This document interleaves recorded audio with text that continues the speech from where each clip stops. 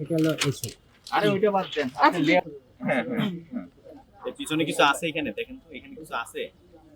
এটা কি ইয়ে আছে আপনার? আপনি প্লিজ আপনার নামটা কি বলবেন?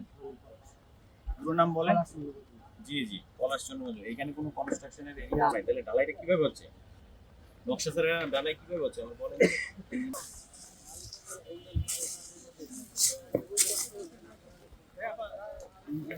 আমরা রাজুক থেকে এসেছি মোবাইল কোর্টে।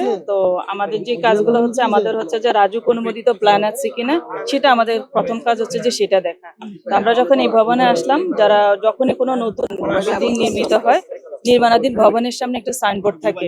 ওই সাইনবোর্ডে এট এ গ্লান্সে দেখা যায় যে ওই ভবনটা হচ্ছে যে কোথা থেকে রাজুক থেকে সাপ নিয়েছে কিনা, ঠিকাদারি প্রতিষ্ঠানকে, মালিককে, তারপরে কয়তলা বিশিষ্ট ভবন, ওগুলো সবগুলোই থাকে ওই সাইনবোর্ডে। কিন্তু আমরা সেটা দেখতে পাইনি। দ্বিতীয়ত তারপরে যখন এখানে আসলাম, তখন হচ্ছে যে এখানে একজন সর্দার পেলাম, প্রথমে লেবারদের সর্দার।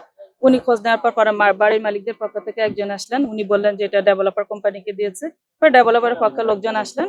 আসার পর হচ্ছে যে আমাদের এখানে ওনারা হচ্ছে যে রাজুক অনুমোদিত একটা প্ল্যান দেখিয়েছেন। এই প্ল্যানটা আমরা দেখলাম। দেখার পর এখানে আমরা অনেক ডেভিয়েশন পেয়েছি।